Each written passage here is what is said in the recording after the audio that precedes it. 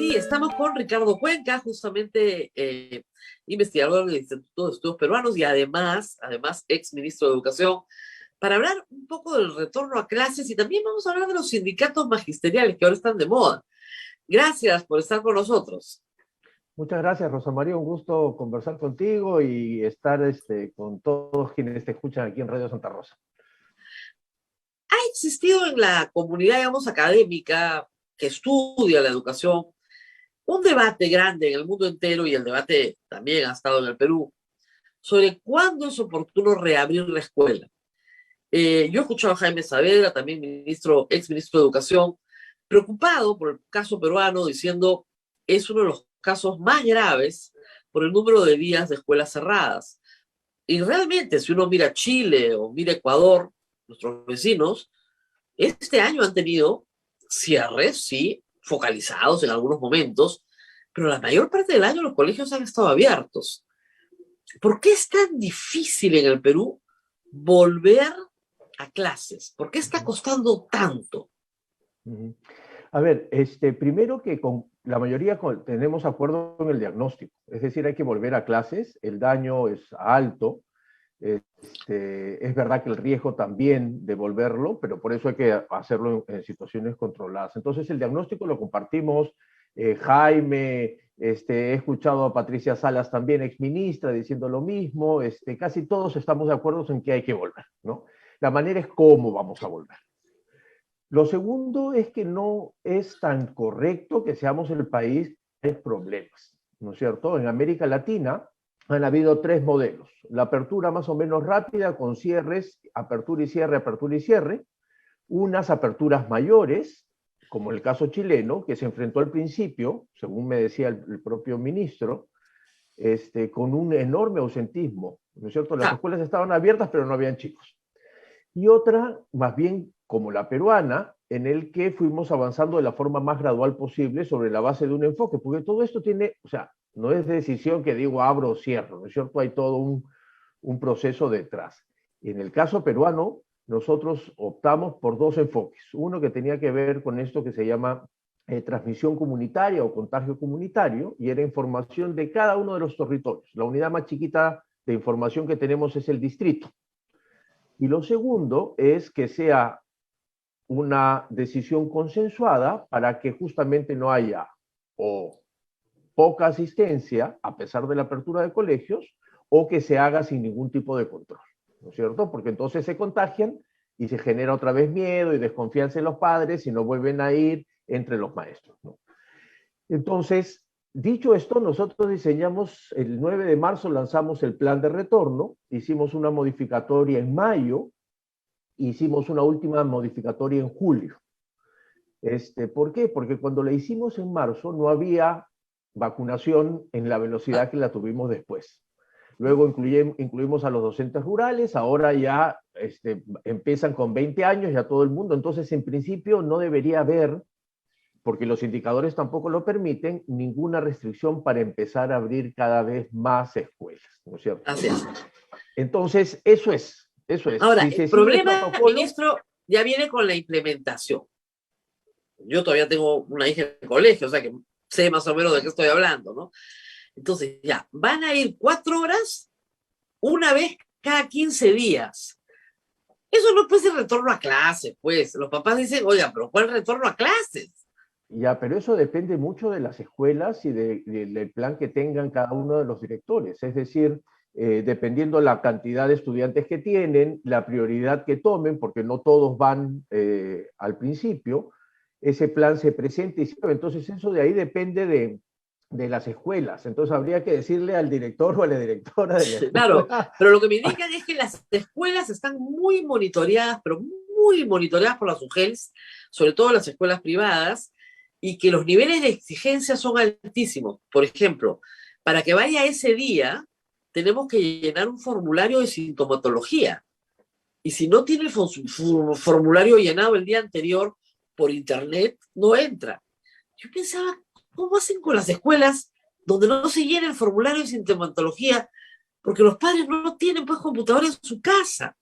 O sea, ¿de qué estamos hablando, no? Eso no estaba en el plan, ¿no? Eso no estaba en el plan original, se ha ido modificando, así como no hubo en el plan dos cosas que se han empezado a discutir mucho, ¿no? Uno es tener pilotos. En el plan no se incluían pilotos porque el gran principio Claro, de los pilotos es que luego sean generalizables. Y así si yo es. tengo unos pilotos que funcionen en unas condiciones en Lima, que no necesariamente van a tener las mismas condiciones en regiones, como el que acabas de decir, sin computador en la casa, ese piloto no sirve.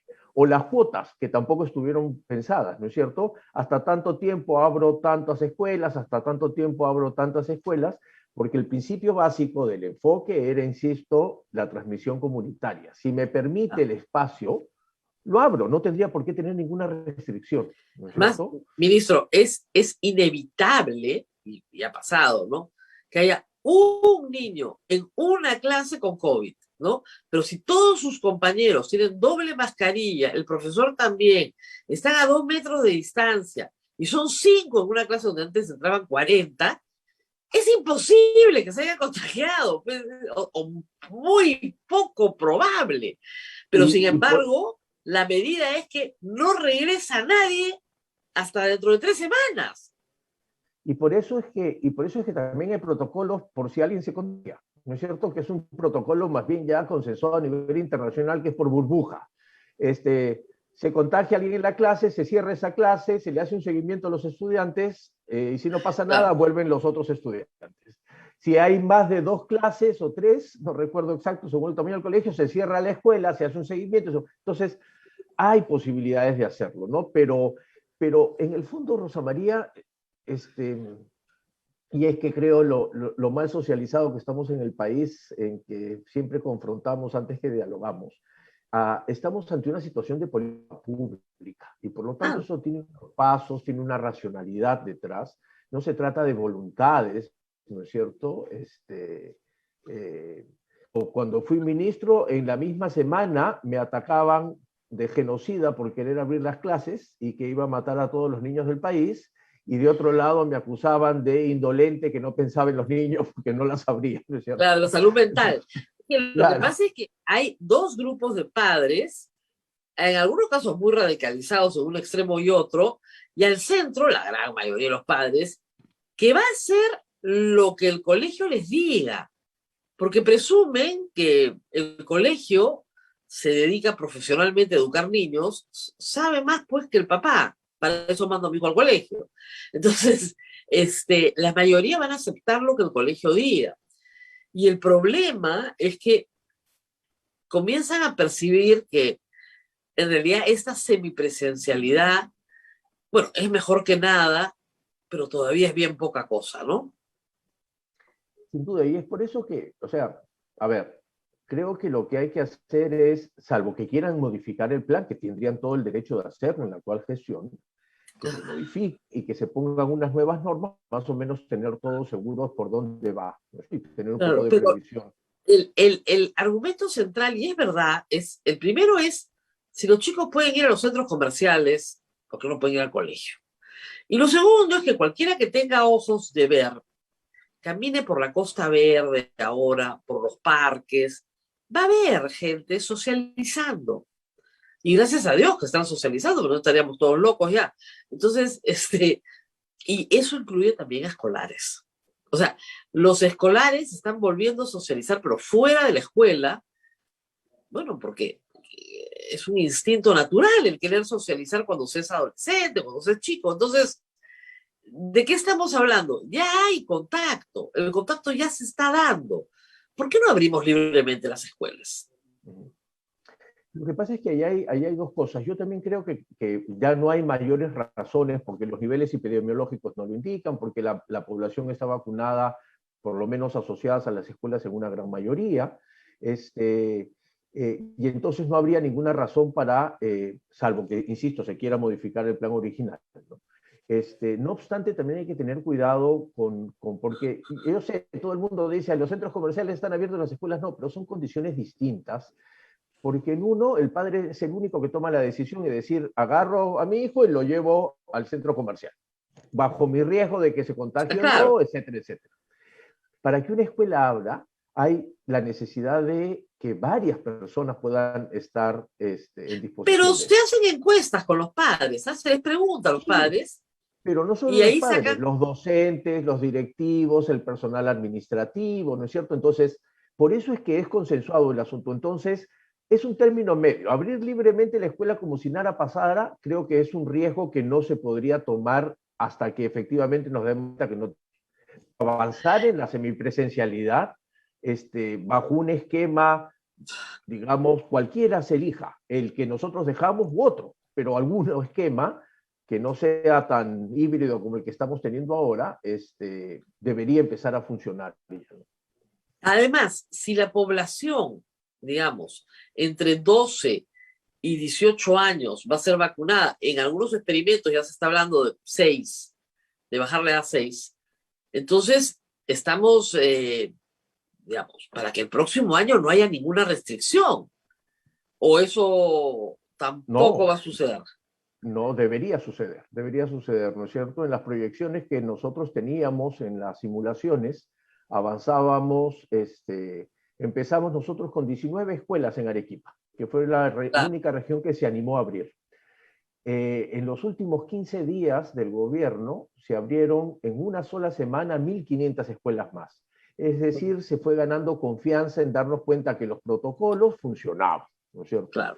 Y entonces, en esa gradualidad pensábamos que la mayoría debería estar abierta y con el avance de la vacunación durante todo este año para que el próximo año ya sea como además lo anunció el presidente Sagasti en su momento, ¿no? En Ajá. marzo del 22 ya todos deberíamos estar, porque estamos avanzando con la vacuna, se está avanzando con la apertura gradual, se están teniendo un conjunto de protocolos que están funcionando.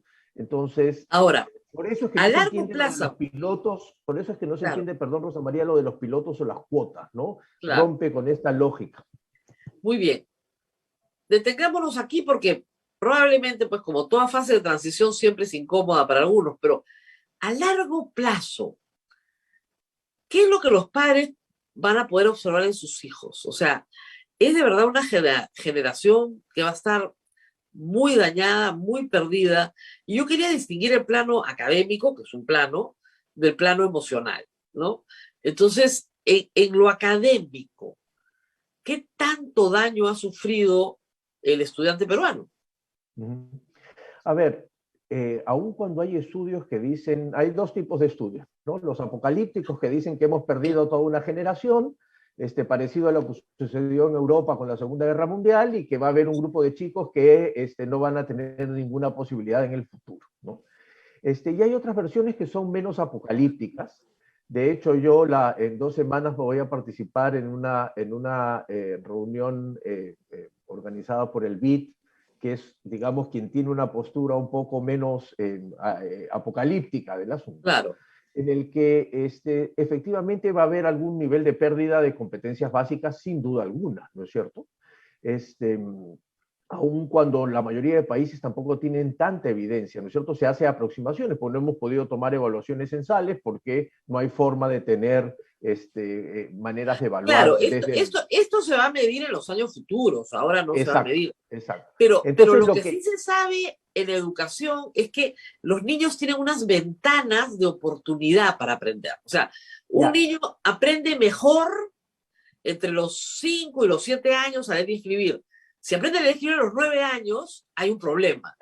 ¿Eso sin cómo se duda, soluciona? sin duda, el problema va a estar. El asunto es que entonces, como no vamos a tener información clara, lo que se está discutiendo es cómo asumimos que han perdido X y empezamos a trabajar desde ahora en planes de recuperación, suponiendo que se va a perder.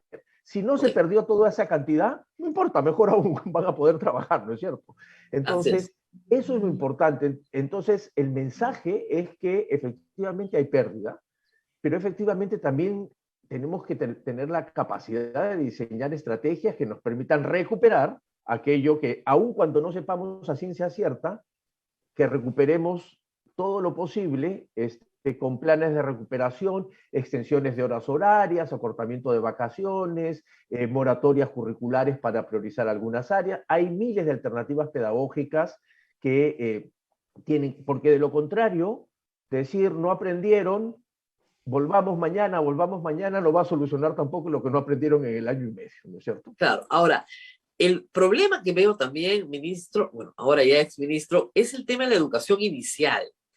¿Por qué? Porque el aprestamiento es quien tenga hijos, y yo tengo 5, o sea, lo que los chicos aprendieron en aprestamiento fue fundamental. O sea, esos 2 años de inicial, a veces 3, es que aprenden a leer y escribir por inducción. Ni siquiera tienes que enseñarles, lo deducen.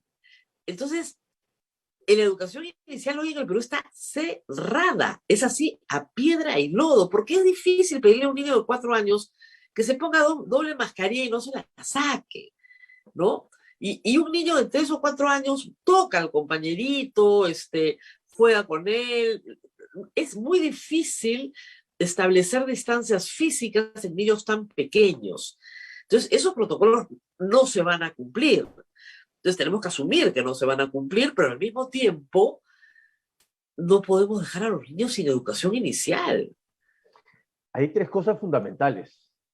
Primero, que felizmente, entre comillas, la pandemia nos ha mostrado que la educación inicial es importante, porque era uno de los niveles donde mayor atraso teníamos.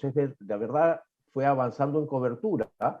Pero todavía no estábamos tan acostumbrados, a pesar de que todos los estudios nos dicen que aquel que va a educación inicial va a tener mayores probabilidades de éxito en la educación primaria. Y ahora se ha vuelto a poner en tela de juicio, ha dejado de estar en tela de juicio y es importante. Segundo, que la educación inicial, los chiquitos de 4 y 5 años son poblaciones priorizadas en el plan de retorno. Los primeros que deberían retornar son ellos, son los chicos de primer y segundo grado, los de sexto de primaria y los de quinto de secundaria. Eso era el plan. ¿Por qué? Porque son los que más compañía necesitan.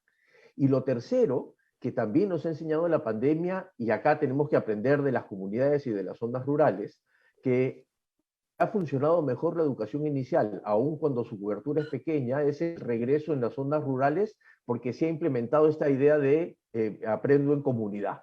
Y empiezan espacios abiertos para Claro, poder trabajar con los niñitos, porque es verdad que no se van a quedar con la mascarilla, que van a tocar al amiguito, porque es natural que suceda, ¿no es natural, cierto? es la naturaleza humana. Entonces, entonces, en lugar de controlarlos más ahí, controlamos el ambiente. Y ha funcionado mejor el aprendo en comunidad para los chicos. Eso mismo hay que hacerlo acá, en las zonas urbanas se ha aplicado, digamos, pero hay El que buscar parque, alternativas. En el claro, parque, en el parque, así como hicimos en diciembre del año pasado las graduaciones sesiones de en los quinto de parques, así secundaria, que es. todos los chicos me decían, cachetón, Abre la graduación. abre las graduaciones, y con las municipalidades trabajaban parques, tenían patios, lo hicieron, etcétera, etcétera. Ahora, vamos a la parte emocional, que ese es el otro gran problema que ha afectado a muchísimos chicos. Y empecemos por los más chiquitos. No reconocen a sus parientes. Ahora que ha bajado el nivel de contagio y se puede salir un poquito más, los primos se vuelvan a ver, ¿no? Y tú ves chiquitos o sea, no han socializado, pues. No tienen habilidades sociales y ya tienen 4 o 5 años, no saben quiénes son sus otros primos con los que hace 18 meses jugaban todos los días. Han perdido esa memoria familiar. No saben quiénes son, tienen miedo. Y además, los más pequeños no quieren separarse de su papá y su mamá, porque en los últimos 18 meses no se han separado de su papá y su mamá. Y una fase muy importante a los 2 años, entre los 2 y los 3, es la separación de la madre. Y no se ha dado. Y Sin eso es un duda. problema que se va a arrastrar un montón. Entonces, es un problema bien complejo. ¿Qué podemos hacer ahí? Al que hay que atender, al que hay que atender de todas maneras, ¿no es cierto? 2 cosas también con esto. Primero, que como en el caso anterior, se ha puesto en relevancia que la situación y las condiciones socioemocionales de los estudiantes son un tema importante de la educación. Que la educación no es solamente matemática y comprensión lectora, que incluye otras cosas, por ejemplo, esto que antes de la pandemia nadie tenía en el radar, digamos. Lo segundo es que es posible recuperarlo, ¿no es cierto? Esta idea otra vez que no va a pasar. Fíjate, en condiciones normales tenemos a los estudiantes que van al colegio primera vez, típica cosa, el niñito está llorando, no quiere ir a clase, detrás de la mamá, Claro, porque es el primer contacto que tiene con personas ajenas a su primer entorno, ¿cierto? Bueno, ahora ese primer entorno va a incluir a los familiares en esta condición excepcional. Y entonces habrá que hacer una aproximación para también claro, pero ya el volver a niño, resocializarlo. claro, pero ya estamos hablando de niños que ahora tienen 5 años Se o puede, 6, se puede, se puede, se puede, dos ¿no es años cierto? después. Cuando tenían 3 o 4 se entendía, ¿no? Pero y luego viene el Es muy, problema. Un pediatra me lo decía, me lo ha dicho varias veces, mira, mi consultorio está lleno de niños ansiosos o deprimidos. O sea, el chico que era muy buen alumno, adolescente, tercero o cuarto y medio, primero de la clase, el año pasado se fue al diablo, con las justas pasó, y este año están haciendo malabares a ver si pasa. Y claro, comienza a mejorar cuando le ponen un acompañamiento psicológico, pero los colegios no tienen la mayoría, posibilidad de dar acompañamiento psicológico a todos sus alumnos o a todos los que lo requieren. bueno, pero eso es una alternativa que habrá que colocar, ¿no es cierto? Porque eso le ha pasado a los chicos, le ha pasado a los adultos, ¿no es cierto? Claro, Cada vez estamos todos asistiendo a cuestiones muy agresivas que yo son el resultado de todo este tema de la pero pandemia. los Entonces, adultos podemos defendernos de alguna manera, pero los chicos no tienen mecanismos para no, defenderse. no, obviamente, lo que decía es que esto es una situación generalizada, ¿no es cierto? Entonces hay que atender a los más chicos y hay una buena manera de ver cómo hay que tener estudiantes que acompañen todas las escuelas. Bueno, habrá que pelear nuevamente en el Congreso para ver qué pasa con la eliminación de los CAS, ¿no es cierto? Que impide contratación de cualquier otro personal que no sea de carrera docente. Y entonces para poder acompañar y efectivamente hacer el proceso de emergencia un proceso real destinando presupuesto para que acompañen psicólogos a esos estudiantes en este retorno a clases. O sea Entonces, que, decisiones de política, ¿no es cierto? claro, lo que pasa es que la pandemia, así como pone un estrés enorme sobre el sistema sanitario, la pospandemia pone un estrés enorme sobre el sistema educativo. Y yo no sé si están mirándolo así en el Ministerio de Educación. ¿Usted cree que están evaluando lo que van a hacer en los próximos 2 años para paliar las consecuencias del daño? Confío en que sí. Confía, pero no basta con confiar, ministro. Esperemos, no todos esperamos que sí, pero están tan en otras cosas. Y eso me lleva inevitablemente a hablar de los sindicatos de maestros, ¿no? Usted ha lidiado con el Sindicato Único de Trabajadores de la Educación Peruana, SUTEP, que es un sindicato difícil para cualquier ministro de Educación, pero como casi todos los ministros de Educación dicen, te llegas a entender. O sea, llega un momento en que te llegas a entender. ¿Qué va a pasar cuando proliferen sindicatos de maestros distintos al SUTEP? Ya no, porque el sindicato del presidente ya está inscrito y estoy segura que detrás del suyo vendrán otros. ¿Qué va a pasar ahí? ¿Cómo se va a negociar? Bueno, se va a hacer una situación muy dura, ¿no es cierto? Hay varios otros países en la región que tienen más de un sindicato, y la situación es muy compleja, ¿no? No recuerdo exacto el número, pero en Centroamérica el promedio de sindicatos por país es alrededor de 6 o 7, ¿no? Entonces, y son sistemas muy chiquititos, entonces, Claro, o sea, mientras más chiquito el país, más el número de sindicatos, ya, claro. claro. Entonces, va a ser una situación compleja, pero sobre todo porque esto arrastra una vieja disputa dentro del sindicato, ¿no es cierto? Entonces, no es solamente que quieran agruparse para reclamar por derechos sindicales o laborales, cosa que cualquier sindicato hace y está muy bien, sino que también hay disputas políticas y entonces tanto es así que el sindicato de la Federación Nacional de Trabajadores del Perú, el FENATE Perú, está promoviendo la inscripción de un partido político, ¿no es cierto? Porque Claro. quiere entrar al juego a la arena política, digamos, ¿no? Entonces, va a ser Ahora, una la situación mayoría, complicada. claro, ahora, estos profesores del FENATE que acompañan en la bancada de Perú Libre al presidente Castillo, son personas que mayoritariamente o se han negado a dar exámenes de ascenso o han sido desaprobados en exámenes de ascenso. Y el tema de los exámenes es una bandera, digamos, de lucha importantísima. O el no examen o otro examen. Y es increíble que se pueda formar un partido político para no dar examen, pero esa es la bandera central. O sea, tenemos un congresista que ha sido jalado 7 veces, otros 5 veces, 6 veces. El mismo presidente nunca ha dado examen para ser profesor secundario, que podría ser un ascenso, ¿no es cierto? Este tema del examen y de la derogatoria de la ley de carrera magisterial, ¿qué tanto daño puede hacer a la educación Muchísimo, peruana? muchísimo, muchísimo, ¿no? A ver, una de las cosas que aprendimos en el sector de educación es que por lo menos del 2012 aquí se sostuvo bastante bien 3 políticas que implementó el país que son fundamentales: la política docente, la política curricular y la política universitaria. Independientemente de los ministros o las ministras que estuvimos durante estos periodos, que además en el quinquenio pasado convulsionado, yo fui el 8º ministro de Educación, así que imagínate Claro. la inestabilidad. Bueno, a pesar de eso, todos con sus particularidades mantuvimos estas 3 políticas, ¿no? Estoy seguro que el ministro Cadillo también va a continuar con eso. Pero aquí el problema no es en el ministerio, el problema es en el Congreso de la República, ¿no es cierto? Que Ah, podrían modificar las leyes, modificar la ley universitaria, ¿no es cierto? Mientras unas universidades ya están empezando a implementar, porque se acaba el 30 de noviembre los grados para los maestros, para los docentes universitarios, los grados de maestría para poder continuar. claro. Ya hay algunos intentos desde el Congreso para generar una nueva ampliación por 5 años de este Claro, porque no proceso, quieren que lo sacar su único... maestría, pues. Exacto, Y han tenido 5 años para sacarla, ¿no? exacto, exacto. Más, ¿no? 7 años casi ya. Pero bueno, 7, claro.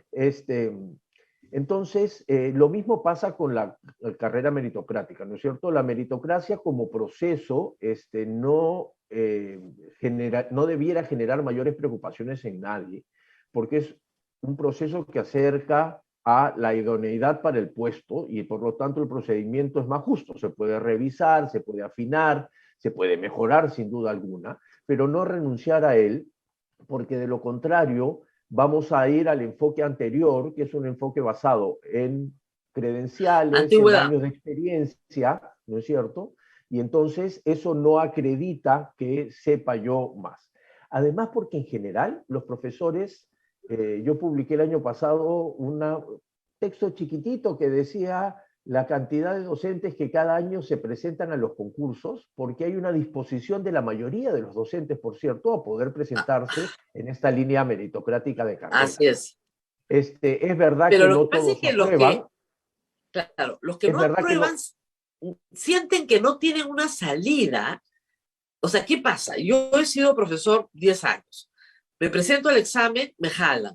Me quedo en el mismo puesto, ganando lo mismo, no tengo una línea de carrera, me presento por segunda vez, me vuelven a jalar, de nuevo en la misma situación y no tengo salida. Entonces pasa un político y me dice que vamos a formar un partido político para que yo no tenga que dar examen y que pueda ascender. Obviamente me voy a inscribir, pues, o sea, creo que es casi lógico, ¿no es cierto? claro, Y es, ahora es verdad que ha ido reduciéndose el número de los que no ingresan, ¿no es cierto? Porque ya hay 2 cosas que hay que hacer, que también dejamos más o menos preparadas para que se pueda avanzar. Una primera es que en lugar de bajar el nivel de los exámenes, acompañar mejor a los profesores para que puedan rendir mejor, ¿no es así cierto? es. Y segundo, buscar alguna alternativa para que aquellos docentes que, por ejemplo, tuvieron que salir porque no quisieron dar el examen y están buscando judicialmente volver a entrar, reconocerles a ellos, sin renunciar al concurso, algunos beneficios que le permiten entrar como un puntaje por su experiencia. Y eso es posible. Uno de los sindicatos más duros con el que tuve que negociar, Rosa María, fue el de sindicatos de auxiliares de educación, que son muy poquitos y que fueron olvidados de la ley de reforma magisterial en el 2012 por diversas razones.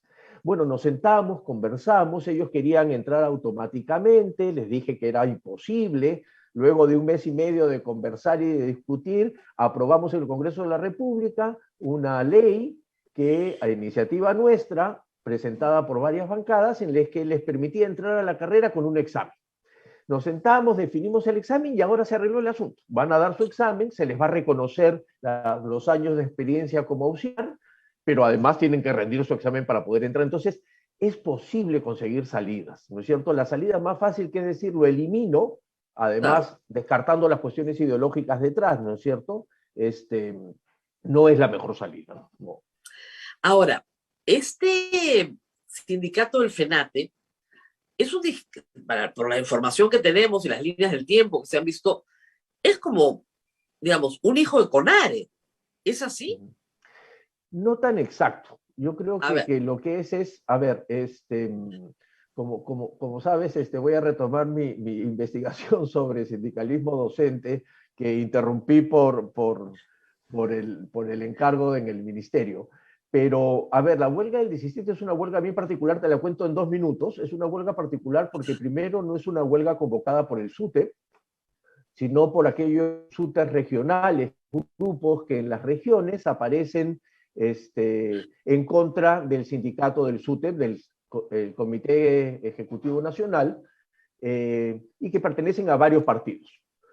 Ucayacta en el Cusco, donde empezó la huelga con el profesor Mesatica, en Cajamarca algún grupo asociado al MAS antes que se junte con Perú Libre, movimientos regionales muy chiquitos de profesores, todos ellos en contra del sindicato del SUTEP, ¿no es cierto? La huelga empieza a moverse en ese sentido, es atendida, creo yo, con errores por el gobierno en ese momento, la huelga escala, el profesor Castillo logra liderar parte de ese movimiento, tanto es así que el origen de la huelga se olvida, nadie se acuerda del profesor Mesatica, se acuerdan todos del profesor Castillo, ¿no es cierto? ah, Y en esa aglomeración de movimientos regionales, efectivamente aparecen algunos CONARES, ¿no es cierto? Que se pliegan a este gran movimiento, se llega a la Plaza San Martín, escala la huelga como recordamos, hasta finalmente entra el Congreso de la República, la huelga acaba como todas las huelgas, ¿no?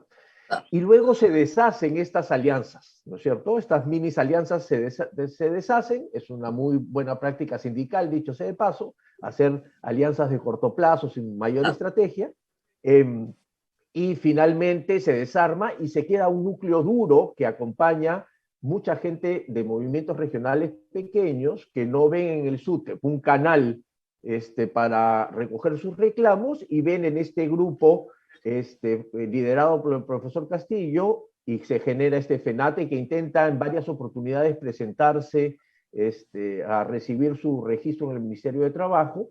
No, Esto es no, no. denegado permanentemente hasta julio, al 30 de julio de este Bueno, año, que recibe el ROSP, ¿no? El registro. no, claro, pero eso es, creo que más adelante se revisará si hay conflicto de interés, ¿no? Porque el señor Iber Maraví era el promotor del sindicato y el ministro no puede ser el que le da el registro al sindicato que él promueve. Bueno, veremos más adelante eso. No lo voy a pedir que se pronuncie sobre eso porque es muy delicado, porque la verdad es que es casi penal. Pero según el señor Lucio Castro de SUTEP, ese sindicato no tiene en sus planillas más de 250 afiliados. ¿Eso es verdad? Es probable porque en general es un sindicato nuevo, ¿no es cierto? Pero 250 afiliados, pues no es nada. Claro. Entonces, lo que tiene que hacer es seguir las normas, ¿no es cierto? El Ministerio de Trabajo tendrá que determinar a partir de las planillas cuál es el sindicato mayoritario, que será el que tiene la No, primera SUTEP, opción en la negociación, ¿no? claro, SUTEP reclama que el sindicato mayoritario son ellos y que al final del día ellos son los que van a negociar todo. Pero claro, el otro sindicato tiene una agenda diferente y básicamente la agenda de no dar examen. Eso es clave y casi central y casi de punto único. O Sí, sea, sí, es, tenían esto de la carrera meritocrática, también tienen algo respecto a los temas además de la carrera meritocrática, del cambio en el currículo. claro, Es decir, aquellas reformas que más o menos se vinieron sosteniendo, ¿no? El 10% del PBI, digamos, el FENATE tiene una agenda muy, muy maximalista de reclamos, que digamos es parte de la plataforma asociado, por supuesto, a una perspectiva política Claro. como cualquier grupo, ¿no? Ahora, sin embargo, el presidente de la República no nombra a un correligionario suyo, de FENATE, ¿no es cierto?, como ministro de Educación. Nunca, nombra a un profesor que ha tenido un reconocimiento internacional por su trabajo como profesor, que es muy bueno tenerlo, pero no necesariamente es un buen administrador de la educación. Es muy diferente ser profesor de una aula y ser ministro de Educación. ¿Eso se está manifestando ya? A ver, una de las cosas que aprendí en los 8 meses y 12 días en el ministerio fue que necesitas un equipo de trabajo que te acompañe permanentemente, porque es muy difícil. El sector de educación es el sector más grande, ¿no es cierto? Es el segundo en presupuesto, porque el Ministerio de Transportes y Comunicaciones, por razones obvias, tiene más, pero es el sector más grande en planilla, en responsabilidades, en términos efectivos, ¿no? Entonces, necesitas un equipo de trabajo que te acompañe y yo creo que allí es donde está la fortaleza. Yo no hubiese las cosas que pudimos avanzar, que creo que fueron algunas e interesantes e importantes, hubiesen sido imposibles sin el equipo que me acompañó, ¿no es cierto? Entonces, yo lo que creo es que allí es donde está el secreto del éxito, ¿no? El presidente en el caso del sector de educación es aún más complicado porque el presidente es maestro, entonces Claro, hay un interés particular adicional al que todos los presidentes podrían tener por la educación, ¿no? Entonces, claro. hay ahí, el ministro tiene que jugar con el equipo y con el presidente para tratar de mantener un equilibrio, sostener políticas y ayudarnos a superar esta crisis educativa producto de la pandemia.